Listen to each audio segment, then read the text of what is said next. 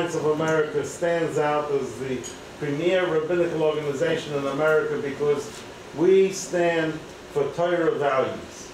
And as far as the secular world is concerned, Torah values that has a name, it's called family values. And in order for us to make a statement, for us to affect society, we have to let everybody know who we are and what we're doing. And luckily we have our spokesman for this, Rabbi Levin, who's doing a gigantic job. Moiri for Rabbi Shlita, Bereshus, our distinguished Nasi, should be Marach Yom Rishonim, and I'm so happy that I get a chance to see him now. The gentleman I'm about to introduce, a friend of mine for a quarter of a century, Mr. Randall Terry, is without any exaggeration, absolutely one of the most courageous, innovative, dynamic leaders of the pro-life and a family movement in the United States of America. As a young man, almost a quarter of a century ago, he met me, I think either in Buffalo, it was in Buffalo or Binghamton, I think it was in Buffalo, and he told me, Rabbi, in a year or in a few months, I'm going to start something called Operation Rescue. I'm going to have religious leaders and religious followers stand in front of abortion clinics and blockade them, civil disobedience like Martin Luther King or Gandhi, etc., because if we really take baby killing seriously, and the Zohar, of course, in Shemai says that God sets tears for three things, and one of them is one who aborts the fruit of the womb, then we've got to put our bodies where our values are. And for several years, Randall Terry risked everything. Lawsuits, they took away 128-acre property of his that he had. They put him into bankruptcy. He sat many, many times in jail because Nebuch, he really means it. He takes it seriously. If you have to fight against this kind of ritzichas ubarim, harigas ubarim, you got to do. Now Mr. Terry, who's an innovator and a Bal Machadish, came up with a new concept, and I'll tell you. Now, I want to emphasize, the Rabbinical Alliance of America cannot endorse. We're not coming here for an endorsement. I, as an individual, have the right to endorse, and each and every rabbi does, and I hope at the proper time they'll do the right thing. But we have an opportunity for a charismatic, very experienced fellow, Randall Terry, to run in Democratic primaries, hopefully in the majority, if not in each and every single state. And all of the millions of religious people, whether they be Catholics, Jews, Muslims, I don't care who they are, they will all have the opportunity to express their outrage, and everyone will know it's principally, though not exclusively, on family values. But there's more than that. Mr. Terry had an associate in Washington, D.C. who ran for delegate of Washington, D.C. to Congress against Eleanor Norton Holmes. She knew she wasn't going to win. Missy Smith, also a friend of mine, a grandmother, she received 7,000 or 8,000 votes. The other one received, I don't know, 30,000 or 40,000. But what did she do?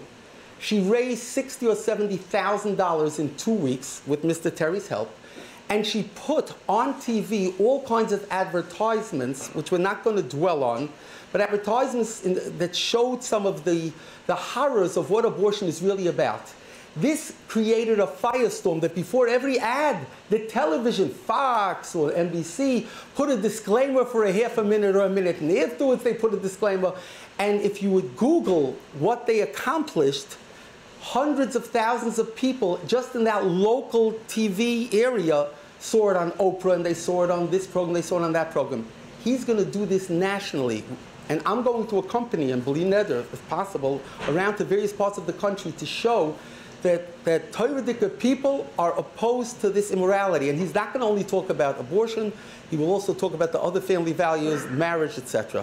So I'm hoping that today, we merited to be the first religious group in the entire country. Mr. Terry traveled here just to address you for 7 minutes. He came all the way from DC to New York with an associate to address you for just 7 minutes because he understands that the most natural constituency to work with him on things like this with no loss, we have no there's no downside, is Orthodox Jews who want to send a message. It doesn't cost any money, it doesn't cost anything.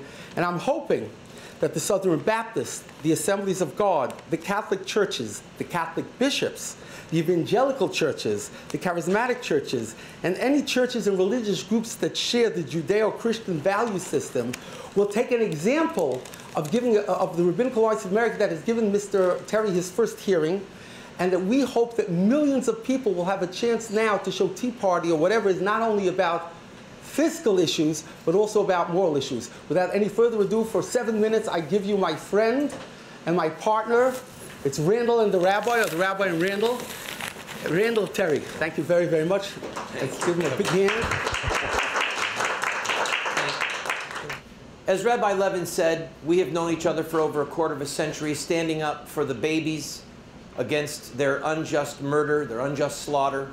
And as I have prayed over the last year or two, it became clear to me that there were millions of Democrats in America, Orthodox Jews, devout Roman Catholics, evangelicals, millions who had no voice in the Democratic Party, that the party leadership had gotten so liberal, so out of touch with life and with family, that these people were becoming disenfranchised, and that Obama was not going to have a challenger in the Democratic primary, and that this afforded us an opportunity to herald the command. You shall not murder.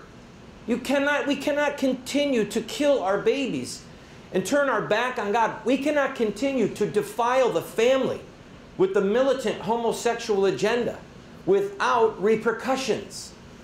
Now, for those of you who don't remember, on May 2nd, 1988, there is a picture on the front page of Newsday here in D.C. New York. It was here in New York? Yeah, New York. Oh, and yeah, here in New York. And I got lost, I'm sorry.